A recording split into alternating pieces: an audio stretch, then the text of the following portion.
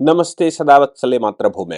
हम लोग आज फिर से एक बार दरगाह बनाम मंदिर पर चर्चा करने वाले हैं और दरगाह बनाम मंदिर पर जो हाई कोर्ट के अंदर नई बहस आज हुई या मैं कहूँ कल हुई, उस बहस पर जरा-सा प्रकाश डालिए। किस प्रकार से तमिलनाडु सरकार ने मंदिर के इश्यू को अपना प्रांतीय इश्यू बना लिया है और कैसे उनके दिमाग में ये बात आ गई और वो भी ऐसे मंदिर के लिए जो मंदिर प्राचीन काल का है, जिस मंदिर के विषय में कहा जाता है कि भगवान कार्तिकेय ने राक्षस को मारकर वहाँ भगवान शिव की आराधना की थी। वहाँ पर उन्होंने शादी की थी और ऐसा कहा जाता है कि वो पवित्र स्थान ऐसा है जहाँ पर ये माना जाता है कि वहाँ विवाह हो जाए तो सफल होता है और विवाहित जोड़े अगर वहाँ विवाह नहीं कर पाते हैं तो विवाहित जोड़े वहाँ पर दर्शन करने ज़रूर जाते हैं। तमिलनाडु का ये एक एक ऐसा मंदिर है जहाँ पर ये माना जाता है कि वहाँ विवाहित जोड़ा अगर दर्शन कर लेगा तो उसकी जीवन सफल हो जाता है। अब मज़े की बात ये है, विवाह भी किससे हुआ था भगवान कार्तिकेय का? भगवान मुरुगन ने असुर सुरपद्म को हराने के बाद इंद्र की पुत्री देवसेना यानी कि देवयानी से विवाह किया था। इसलिए ये मंदिर विवाह के लिए अत्यंत शुभ माना जाता है। दंपत्ति यहाँ आशीर्वाद लेने ज़रूर आते हैं। मुरुगन ने यहाँ भगवान शिव की पूजा भी की थी, इसलिए मंदिर में शिव और विष्णु के दर्शन एक दूसरे के आमने-सामने होते हैं। यह एक दुर्लभ विशेष मंदिर है। मज़े की बात यह है कि तमिलनाडु के संगम साहित्य में तिरुमुरुगा त्रुप्पड़ै में मंदिर का उल्लेख है, जो इसे ये बताता है कि ये भगवान मुरुगन का मंदिर प्राचीन काल का मंदिर है। अब आप ऐसे समझ लीजिए कि यहाँ पांडकाल और उससे पहले के काल के जो इतिहास है, उसमें भी इस मंदिर की चर्चाएँ होती हैं। इस मंदिर में गुफाएँ हैं, उन गुफाओं में ही भगवान ने आराधना की थी, इसलिए इस मंदिर का महत्व तमिलनाडु में ये भगवान मुरुगन के यानी कि भगवान कार्तिकेय के शिव जी के बड़े बेटे कार्तिकेय, गणेश जी के बड़े भाई, उनके विषय में मतलब ये कार्तिकेय दीप जलाए जाते हैं और वहाँ पूजा-पाठ की जाती है और पूरा पूरा त्योहार मनाया जाता है। अब सिंगल जज का ऑर्डर हो गया था। सिंगल जज आज जो आर्गुमेंट हुआ, उस आर्गुमेंट में ये कहा गया कि सिंगल जज वहाँ गए क्यों थे? सिंगल जज ने खुद विज़िट किया था, वो खुद इंटरेस्टेड थे।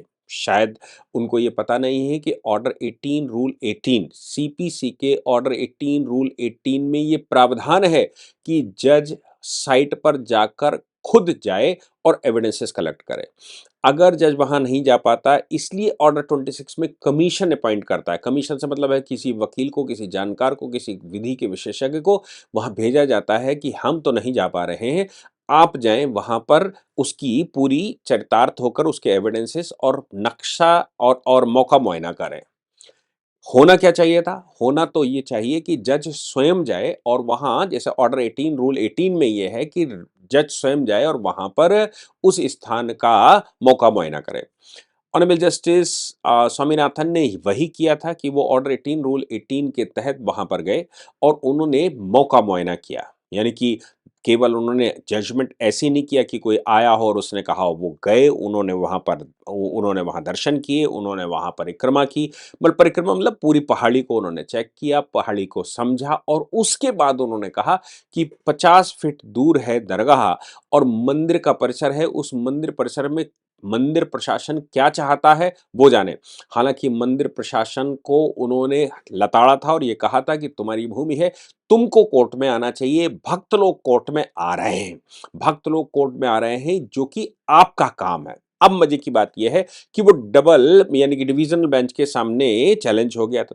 डिविज़नल बेंच के सामने चैलेंज होने पर डिविज़नल बेंच ने उस समय मंदिर में जो दीपथून था, दीपथून पर दिया जलाने के लिए या वहाँ उजाला करने के लिए या दीप जलाने की अनुमति दी थी। फिर भी हो नहीं पाया और सही भी ठहराया था ओरली, नहीं हो पाया वो अलग बात है। अब जब दोबारा आए तो दरगाह प्रेजेंट हुई, दरगाह ने इंटरवेंशन किया। दरगाह ने कहा कि 1920 में ये ज़मीन हमको दी गई थी, अल्पसंख्यक समुदाय को दी गई थी। हम इस पर पूरा आनंद नहीं ले पा रहे हैं। अदालती आदेशों से दरगाह की जमीन का उपयोग लगभग असंभव हो गया है। अगर हर भक्त अपनी व्याख्या से धार्मिक प्रथाएं तय करेगा तो विवादों का अंत नहीं होगा। दीप जलाने की अनुमति से सांप्रदायिक सद्भाव प्रभावित होगा। जबकि जज साहब ने, सिंगल जज ने ये कहा था, स्वामीनाथन साहब ने ये कहा था कि दीप जलाने से तुम्हें क्या फर्क पड़ता है। स्वयं जाकर उन्होंने कहा दीप जलाने से तुम्हें क्या फर्क पड़ता है, तुम्हारा जो वो है वो 50 फीट की दूरी पर है। अब तमिलनाडु सरकार आई, आग में घी तो वही डाल रही है। मैं ये भी बताऊंगा कि तमिलनाडु सरकार के खिलाफ अभी सुप्रीम कोर्ट में एक पीआईएल भी आई है आज, और वो पीआईएल में भी क्या कहा गया है ये बताऊंगा। इसके अतिरिक्त ये वाला केस ही जो सिंगल जज का ऑर्डर है, वो सिंगल जज का ऑर्डर भी सुप्रीम कोर्ट में चैलेंज हुआ है, उसके विषय में भी बताऊंगा। और इस विषय पर विपक्षी, 100 से ज्यादा विपक्षी ऑनरेबल जस्टिस स्वामीनाथन के खिलाफ पिटीशन लेकर आए हैं, महाभियोग, उसके विषय में भी थोड़ी थोड़ी चर्चा हम करेंगे। तमिलनाडु सरकार प्रेजेंट हुई। तमिलनाडु सरकार का मतलब है कि Hindu religious and charitable endowment act के तहत उनके जो सीनियर अधिकारी होते हैं वो भी उपस्थित हुए। उन्होंने कहा पहाड़ी के शीर्ष पर मौजूद संरचना दीपथून नहीं है, यानी कि उन्होंने तो कह दिया दीपथून नहीं है, बल्कि ये तो जैन काल का एक स्तंभ है। ये इन्होंने एक नई एंट्री, राज्य सरकार ने एक नई एंट्री डाल दी।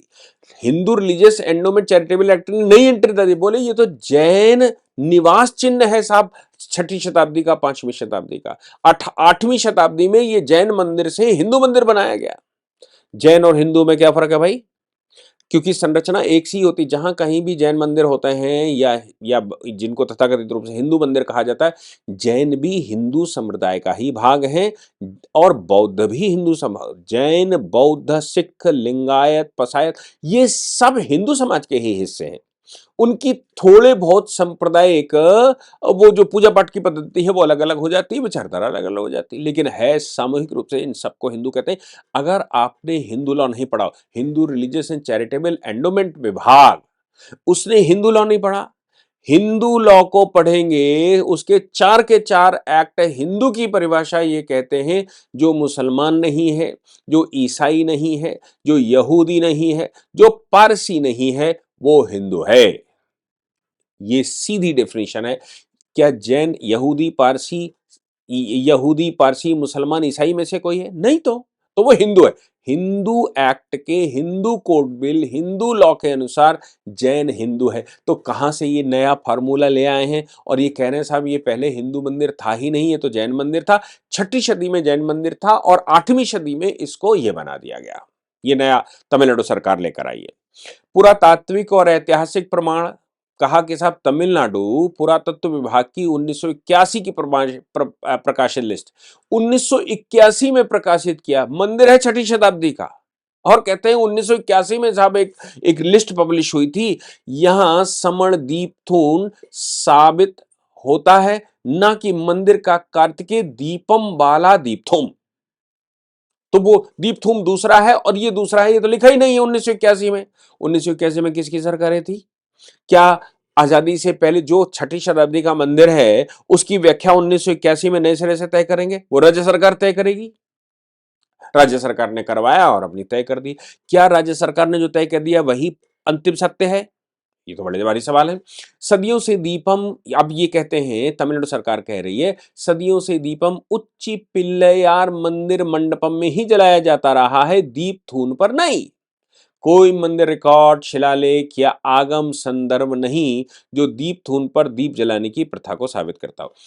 कोर्ट ने क्या कहा था? कोर्ट ने कहा था कि दीप थून पर प्रथा को छोड़ दीजिए। पहले ये लोग कह रहे हैं पहले जलता था, आप कह रहे हैं नहीं जलता था, लेकिन वो मंदिर प्रशासन का हिस्सा है। मंदिर चाहे उसका जैसे इस्तेमाल करे, इससे दरगाह को क्या समस्या होती है?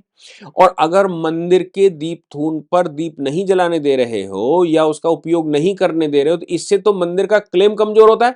1923 में, 1920 में इनको दरगाह मिली, 1923 में केस भी हो गया। 1923 के में केस जब हुआ तो फिर ये कहा गया कि दरगाह वाला हिस्सा, जो सीढ़ियां और दरगाह वाला हिस्सा वही तुम्हारा है, बाकी पूरी पहाड़ी भगवान की है। क्योंकि भगवान, ये जो 1920 में दरगाह बनी, और मंदिर कब का है? मंदिर है 6ठी और 5वीं शताब्दी का। 5वीं शताब्दी, 6ठी शताब्दी के मंदिर पर ये 1800, 1600 साल, 1400 साल बाद, जिसकी पूरी उम्र, जिस संप्रदाय की पूरी उम्र 1400 साल है, 1400 साल बाद वहां पर वो उन्होंने जगह दे दी, सरकार ने, अंग्रेज सरकार ने जगह दे दी और वहां पर इन्होंने कहा कि साहब पहाड़ी मेरी पूरी है।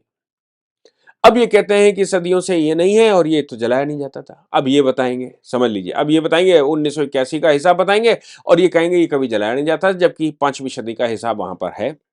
1923 में कोर्ट ने डिसाइड भी कर दिया था।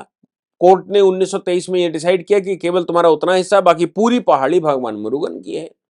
मंदिर प्रबंधन भी भाई प्रेजेंट हो गया। मंदिर प्रबंधन की मैं समस्या समझते हैं, तमिलनाडु के अंदर मंदिर प्रबंधन यानी कि जो मैनेजमेंट है उसकी एक नई परिभाषा उन्होंने लिख दी।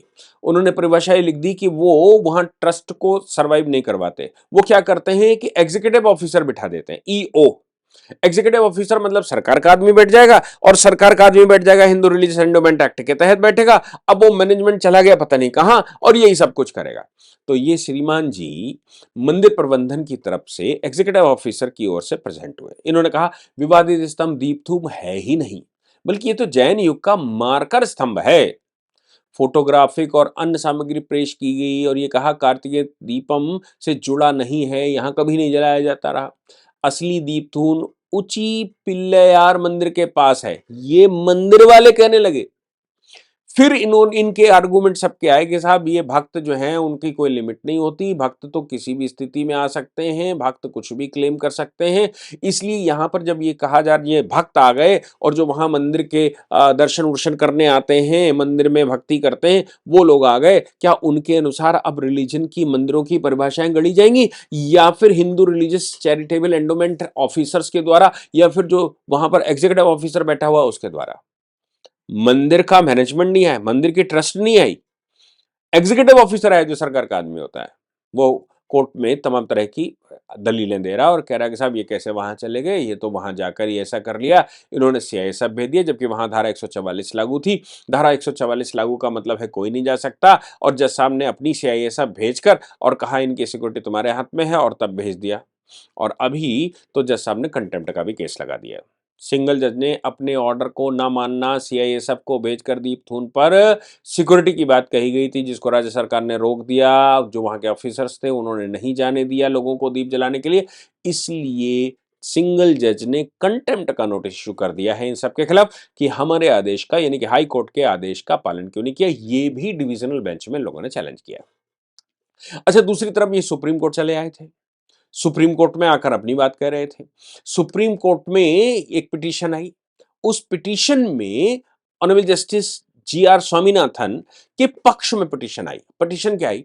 एक पीआईएल आई। पीआईएल में जीएस मनी नाम के एक एडवोकेट ने, जो कि इन लोगों का कहना है कि ये तो बीजेपी वाले हैं, उन्होंने कहा कि भाई ये जो इनकी कास्ट को लेकर, उनके रिलीजन को लेकर डिफेमेटरी रिमार्क किए जा रहे हैं, ऑनरेबल जस्टिस स्वामीनाथन के खिलाफ वहां डिस्टर्बेंस पैदा की जा रही है, कोर्ट के सामने धरने दिए जा रहे हैं को और उनके खिलाफ नारेबाजी करी जा रही है, उनके खिलाफ प्रदर्शन किए जा रहे हैं तमिलनाडु में राज्य सरकार के प्रभाव में।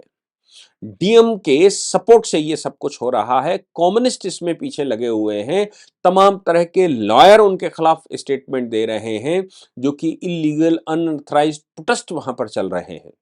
साहब किसी भी जज के खिलाफ, उसके कोर्ट के ऑर्डर के खिलाफ आप सुप्रीम कोर्ट चले आइए, सुप्रीम कोर्ट से कहिए, सुप्रीम कोर्ट उस पर जो भी करेगा वो करेगा। आपने डिविजनल बेंच में चैलेंज भी कर दिया है, फिर ये प्रदर्शन क्यों हो रहे हैं, उनको क्यों गालियां दी जा रही हैं, उनको उनके खिलाफ डिफेमेटरी स्टेटमेंट क्यों दिए जा रहे हैं? हालांकि इससे पहले पिछली तारीख पर ऑनरेबल कोर्ट के सामने जब ये बात आई थी तो कोर्ट ने कहा था हमारे धैर्य की परीक्षा मत लो, आप किसी भी जज के ऑर्डर के खिलाफ, उस जज के काम के खिलाफ इस तरह का कोई स्टेटमेंट उसकी जाति, उसकी बिरादरी, उसके परिवार, उसकी धर्म, उसकी संप्रदाय पर नहीं दे सकते। पर तमिलनाडु में तो चल रहा है, ये भी कहा गया कि साहब 144 लागू करवा कर ये वो सब चल रहा है। हालांकि कोर्ट ने इस पिटीशन को एक्सेप्ट कर लिया है, अभी आगे डिटेल में वो जाएंगे, लेकिन इस मामले में जो एडवोकेट मनी ने कहा कि हमने चीफ सेक्रेटरी को लिखा था, हमने होम सेक्रेटरी को लिखा था, हमने डायरेक्टर जनरल पुलिस को लिखा था, हमने उस वहां के कमिश्नर ऑफ पुलिस को लगा चेन्नई को लिखा था, और हमने registrar Madras high court Chennai और मदुरई दोनों को लिखा। और क्रिमिनल एक्शन लेने की बात कही गई थी कि इन प्रोटेस्टर्स के खिलाफ क्रिमिनल एक्शन लिया जाए। ये गलत तरीके से हाई कोर्ट को बदनाम कर रहे हैं और हाई कोर्ट के सिंगल जज के खिलाफ प्रदर्शन कर रहे हैं। लेकिन इनमें से किसी ने भी एक्शन नहीं लिया, इसलिए हम आपके पास आए हैं। अब आप ही किसी भी जज को न्याय दीजिए। उधर डीएमके के एमपी 7वें विपक्षियों को लेकर इम्पीचमेंट का मोशन उनके खिलाफ ला रहे हैं और उनको प्रेशर में ले रहे हैं। हमने अमित शाह जी का स्टेटमेंट सुना था, जिसमें उन्होंने कहा था कि भई ये जो तमिलनाडु सरकार कर रही है या डीएमके कर रहा है, विरोधी कर रहे हैं, पहले कभी सुना नहीं है ऐसा, किसी ने भी नहीं सुना कि किसी हाई कोर्ट के जज के ऑर्डर के खिलाफ ऐसे कोई प्रदर्शन हुए हों। हाई कोर्ट के जज के ऑर्डर के खिलाफ प्रदर्शन हुए ही नहीं आज तक। अब आगे क्या होगा, ये आप देखिए, मैंने अभी तक का अपडेट दिया है। जय हिंद, जय भारत, वंदे मातरम।